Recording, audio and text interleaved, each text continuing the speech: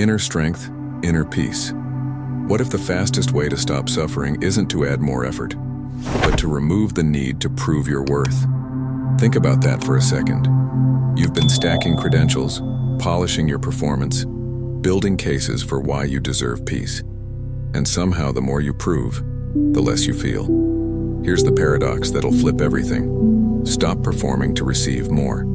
Picture a senior monk walking the stone cloister at dawn, a single temple bell humming through morning mist, incense thread rising like a question mark, prayer flags breathing slowly in wind that knows exactly where it's going. There's no urgency in his step, no resume in his posture, just presence. Enoughness attracts, performance exhausts. That's not philosophy. That's physics you can feel in your bones when you finally stop running. In this teaching, we're turning Buddhist wisdom into field-tested practice you can use before your coffee cools. Not theory you nod at and forget. Actual techniques you'll try in the next 60 seconds. Practices that shift your nervous system, not just your mind. We're walking through 9 living lessons pulled from Dharma talks, Buddhist mindfulness, and centuries of Buddhist monks' teachings, each one paired with a 1-minute practice you can do right where you're sitting. This isn't Buddhism for beginners or advanced practitioners. It's for anyone who's tired of spiritual concepts that sound beautiful, but leave you exactly where you started. And let's be clear about something. Self-love here isn't indulgence or bypassing the hard stuff. It's the discipline of gentle clarity, the kind that stops inner violence so you can finally see what's true. A monk once told me something that rewired my entire operating system. The mind you carry to the world is the world you meet. Read that again. You're not receiving a hostile world. You're meeting the world with a mind trained in hostility toward itself, and reality is just handing you a mirror. Buddhist spirituality, the Noble Eightfold Path, Zen meditation, Vipassana meditation, all of it points to this. Change the inner frequency, watch the outer world reorganize. These aren't just Buddhist teachings you study, they're Buddhist life lessons you live. Daily practices that prove themselves in how you feel when your head hits the pillow. So let's stop talking about inner strength and inner peace like they're destinations you'll reach someday and start building them right now, one breath at a time. Because the truth is, you've always been whole. You just needed permission to stop auditioning for your own life. Stop negotiating your worth. Picture this. A monk returns from his morning alms round, setting down his bowl with quiet grace. It's empty. But here's the thing that'll shift everything you thought you knew about Buddhist wisdom. That emptiness doesn't feel like lack, it feels complete. You've spent years building resumes of worthiness, haven't you? Stacking proof like sandbags against a flood of doubt. But here's what the Dharma talks never sugarcoat. When you chase validation from a place of lack, you're teaching the world your price tag is up for negotiation. That's not Buddhist philosophy. That's a marketplace where you're both the merchant and the merchandise. Let's get real for a second. A lamp doesn't knock on doors begging rooms to notice its light. It simply turns on, and darkness has no choice but to retreat. That's the Noble Eightfold Path working through presence, not performance. You've been taught that worth requires witnesses, that value needs validation. But Buddhist teachings whisper something radically different. Your enoughness existed before your first breath, and will outlast your last. When you stop performing your humanity and start inhabiting it, something alchemical happens. The energy you burned chasing approval returns as fuel for daily Buddhist practice that actually transforms you. Try this right now. What Buddhist monks' teachings call lamp breath. Inhale deeply for 4 counts, feeling your chest expand like light filling a room. Exhale for 6, softening your jaw, releasing the tension in your brow where you've been holding tomorrow's arguments. Whisper this internally. Let it become your mantra. I am not up for negotiation. Feel how that sits in your body.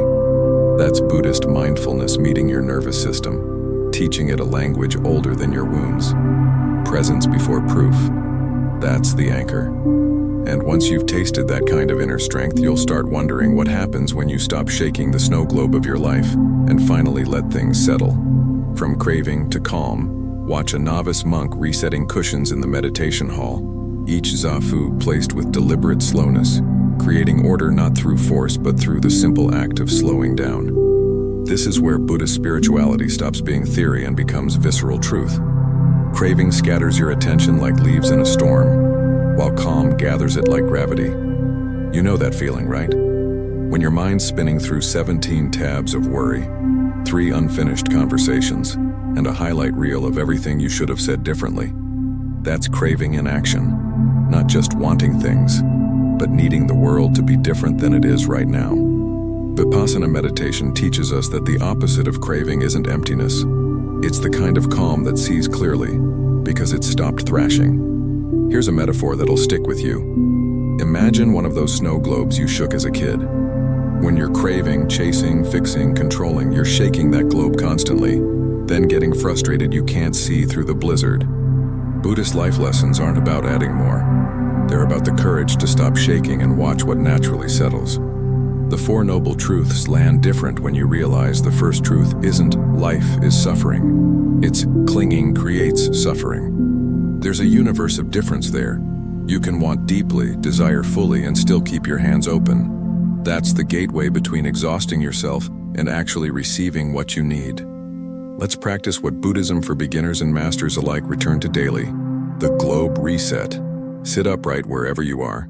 Couch, office chair, doesn't matter. Close your eyes and imagine tiny flakes of light settling from the crown of your head down into your heart space. Count 8 full breaths. Notice thoughts arriving like snowflakes. Let them land without chasing them, without brushing them away. Just witness the settling. Settle, then see. That's your anchor phrase, the one that'll pull you back when life starts shaking you again.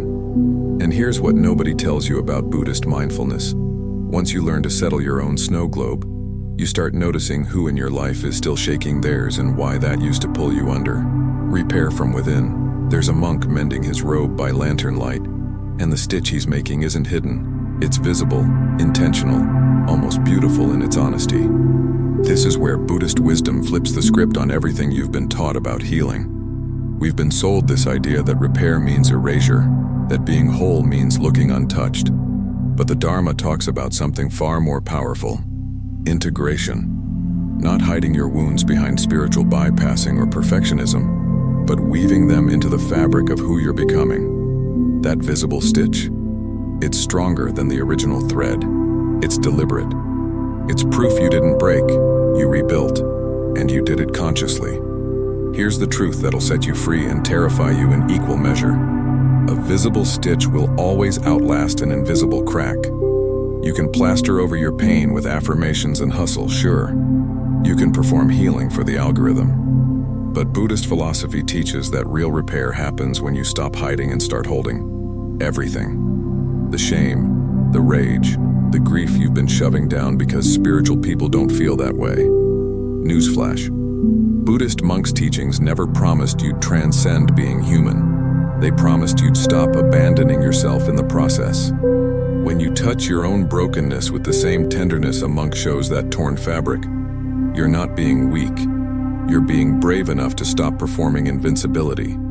Try this practice right now, something rooted in daily Buddhist practice but accessible to anyone. Touch 2 fingers to your sternum, that flat bone in the center of your chest. Inhale slowly and think the word notice.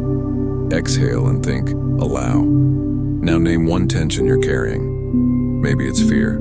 Maybe it's anger at yourself. Maybe it's that specific knot of anxiety about tomorrow. Name it kindly, like you're introducing a nervous friend. Then add one word: included. Say it internally. Fear included.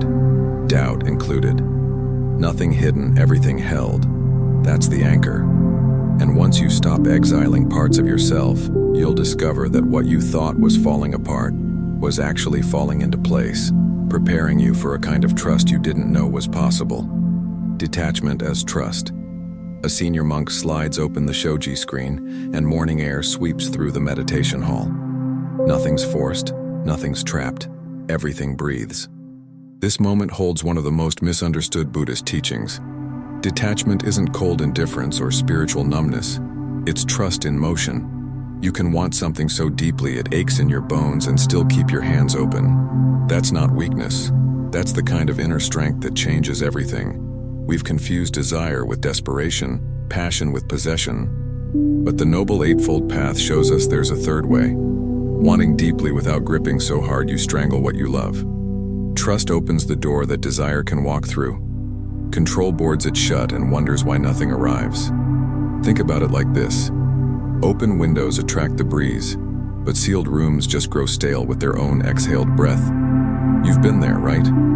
Holding onto a relationship, a job, an outcome so tightly your knuckles went white and your joy went gray. Buddhist spirituality names that suffering clearly. It's not the wanting that hurts, it's the strangling. When you practice Zen meditation or any form of Buddhist mindfulness, you're training yourself to notice the difference between I desire this and I'll collapse if I don't get this. One is alive, the other is slowly dying while calling it hope. The Four Noble Truths don't ask you to stop wanting. They ask you to stop making your peace hostage to outcomes you can't control. Here's your practice pulled straight from Buddhist monks' teachings but made immediate. Window breath. Rest your palms open on your thighs, face up, like you're holding air instead of answers. Inhale and think open. Pause at the top. Exhale and think release. Now visualize one thing you've been gripping. Maybe it's a plan that isn't working. Maybe it's someone who needs to choose you freely. See it leaving through that open window. Then notice what enters. A truer path, a clearer knowing. Space for something you couldn't see while your hands were full. Open hands, open paths. That's your anchor. The phrase that'll teach you life doesn't reward the tightest grip. It rewards the most spacious heart. And when you finally release what you've been white-knuckling, you might just find that what remains is somehow exactly what compassion toward yourself has been trying to give you all along. Self-compassion as discipline. There's a monk pouring tea with such deliberate slowness that each drop becomes a prayer. No rushing, no scolding if a drip misses the cup. This is where Buddhist philosophy breaks every myth you've swallowed about self-compassion being soft or indulgent. Listen close.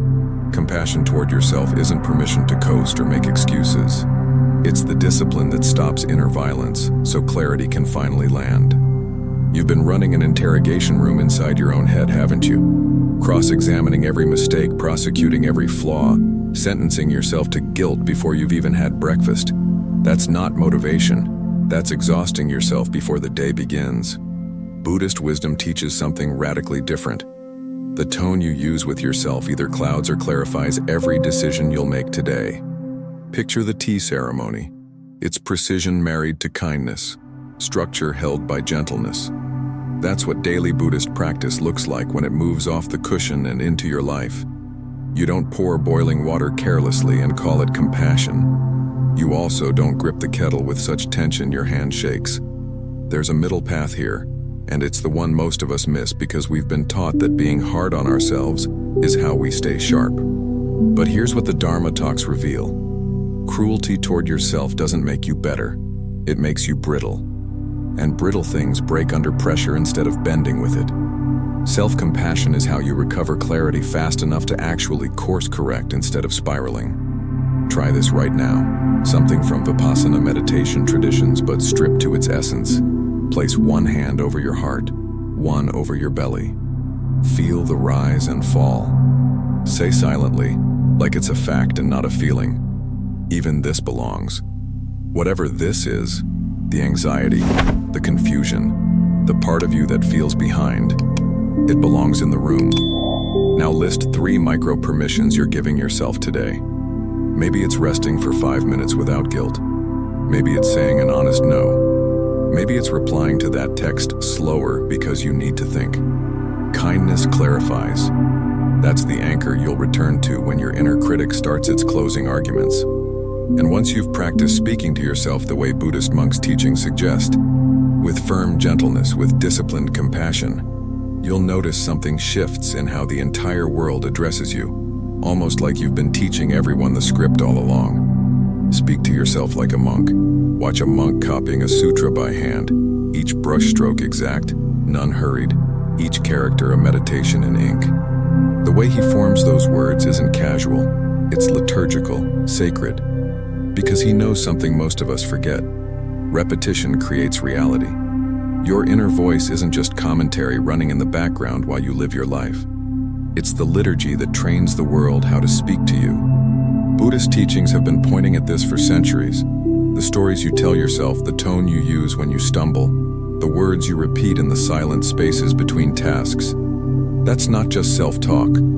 That's the weather system you're creating for tomorrow.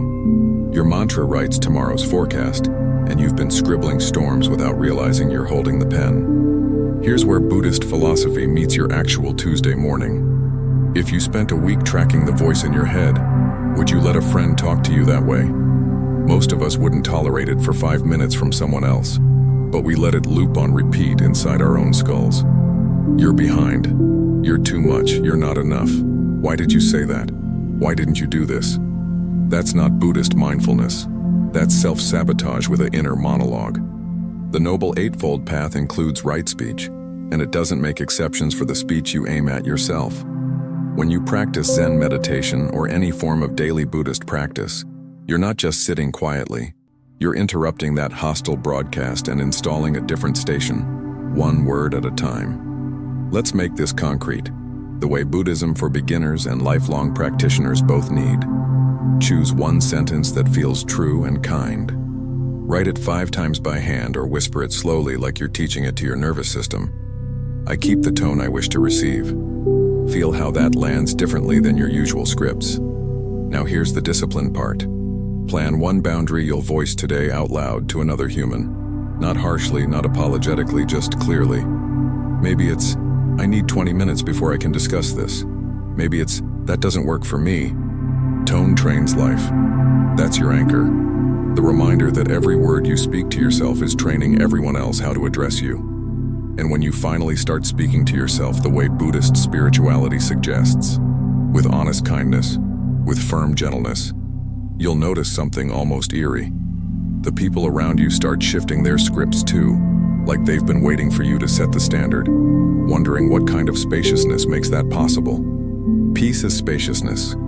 There's a temple courtyard at night, and the stars only appear in the still water of the stone basin. Not in the rippling surface, only in the stillness.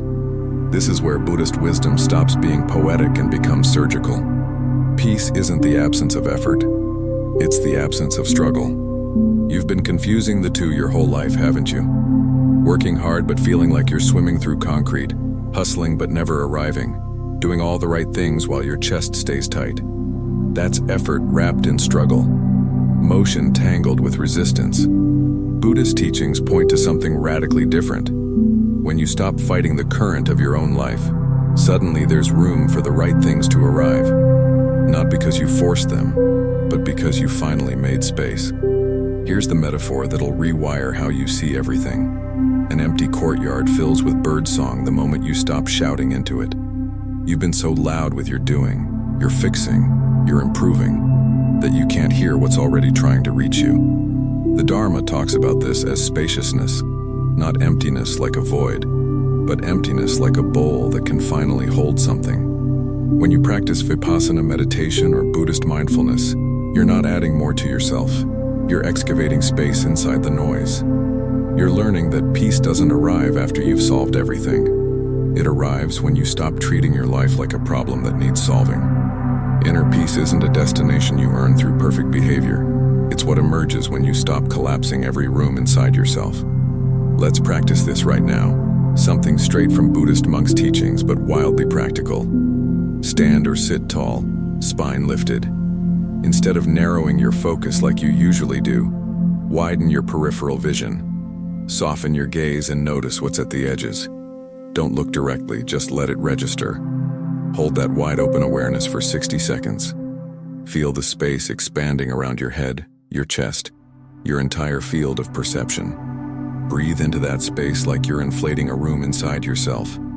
Make room. Meet truth. That's your anchor, the phrase that'll call you back when you start cramming your life full again. And here's what nobody mentions about Buddhist spirituality. Once you've tasted real spaciousness, the old cramped urgency starts feeling less like productivity and more like panic, making you curious about what happens when you stop chasing and finally start embodying instead. Release neediness. Keep desire. A monk pauses at the meditation hall door, slips off his sandals, and steps barefoot across the threshold. carrying less, receiving more. This is one of those Buddhist life lessons that sounds simple until it cracks you open. There's a razor-thin line between desire and neediness, and most of us have been living on the wrong side of it without knowing. Desire is direction. It's the compass pointing you toward growth, connection, purpose. Neediness is weight.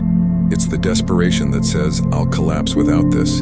The clinging that turns every want into a life or death negotiation. Buddhist philosophy doesn't ask you to stop wanting. It asks you to drop the terror that's wrapped around your wanting like chains around your ankles. Sandals off, mind lighter. That's the practice. Here's where the Four Noble Truths get practical instead of theoretical. Suffering comes from attachment, sure, but attachment isn't the same as desire. You can desire a relationship and not need it to complete you. You can want success and not need it to prove your worth. You can long for change and not need it to validate that your current life was a mistake. See the difference? One makes you magnetic, the other makes you exhausting, to yourself and everyone within orbit. When you practice Zen meditation or any daily Buddhist practice, you're training yourself to feel the difference in your body. Desire feels light, curious, alive. Neediness feels like drowning while pretending you're swimming. Buddhist mindfulness teaches you to catch that shift before it hijacks your next 6 months. Try this immediately, what we'll call the doorway check. Name one thing you genuinely want right now. Got it? Now name the fear living underneath that want. The story about what it means if you don't get it. Maybe it's, "I'll be alone forever." Maybe it's, "I'll have wasted my time." Maybe it's, "I'll prove I'm not enough." Feel that fear in your body. Where does it live? Now exhale it slowly, deliberately, like you're breathing it down through your legs and out through the soles of your feet. Physically step forward, like you're crossing a threshold. Light feet, clear path. That's your anchor. The reminder that you can move toward what you want without dragging the weight of terror with you. And when you finally learn to separate desire from desperation, you'll notice something almost magical. The things you want start arriving easier. Not because you needed them less, but because you stopped blocking them with the very intensity that was supposed to draw them near, opening a path toward becoming the very thing you've been searching for. Become the bell you seek. The bell striker rests against bronze, and the tone spreads through the temple without effort, without chasing, without needing anyone to hear it to know it's true. This is the teaching that'll either free you completely or unsettle everything you thought you knew about how life works. Stop searching and start resonating. You've spent years becoming fluent in seeking approval, seeking purpose, seeking the right person or opportunity or breakthrough that'll finally make you feel whole. But here's what Buddhist wisdom has been whispering all along. Embodiment attracts what seeking repels. A bell isn't looking for listeners. It simply is what it is, and the right ears find it. That's not passivity. That's the most radical form of inner strength there is. Think about every spiritual teaching, every self-help promise, every late-night scroll through other people's highlight reels. It's all taught you to be the search party, never the signal. But the Dharma talks point somewhere completely different. Be the quality you're seeking and watch how reality reorganizes itself around that frequency. Want peace? Stop chasing peaceful circumstances and become peaceful in chaotic ones. Want authentic connection? Stop performing relatability and become genuinely yourself, uncomfortable edges and all. This is where Buddhist spirituality stops being theory and becomes alchemy. You're not attracting what you want, you're becoming it, and then noticing you were what you were looking for all along. The Noble Eightfold Path isn't a ladder you climb to escape yourself. It's a tuning fork that brings you into resonance with what's already true. Here's your final practice, and it's the simplest and hardest thing you'll do today. Sit upright, spine tall, shoulders dropped. Choose one quality you genuinely want more of in your life. Maybe it's peace, honesty, courage, joy. Inhale and name it silently. Now exhale and don't just think about it. Act. Right now, pull out your phone or a piece of paper and schedule one 2-minute concrete step you'll take today that embodies that quality. Not tomorrow, not when you feel ready. Today. If it's peace, maybe you block 2 minutes to sit in silence. If it's honesty, maybe you send the text you've been avoiding. If it's courage, maybe you ask for what you need. Resonate, don't chase. That's your anchor, the phrase that'll rewire everything when you finally trust it. And here's the truth. Buddhist monks' teachings have been pointing at through every practice, every breath, every visible stitch and open window. You've never been broken or lacking or behind. You've just been performing the search instead of embodying the answer. And the moment you stop performing is the moment everything you've been chasing finally has room to find you. So here we are, full circle, back to that paradox we opened with. You receive more by ending the performance and returning to enoughness.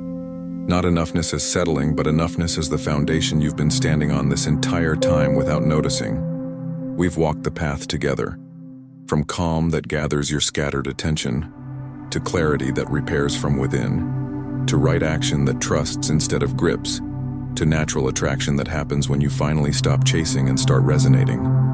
Buddhist philosophy isn't asking you to transcend being human. It's asking you to stop abandoning yourself while you're busy becoming someone you think you're supposed to be. Picture that monk one last time, sliding the meditation hall door closed as dawn spreads fully bright across the courtyard. Nothing forced, nothing performed. Just presence meeting the day exactly as it is. Now here's where you come in, because Buddhist teachings aren't meant to be consumed. They're meant to be lived, tested, shared. I want to hear from you. What landed? What practice are you going to try first? Was it the lamp breath, the globe reset, the doorway check? Drop a comment below and say, I return to enoughness. Open hands, open paths.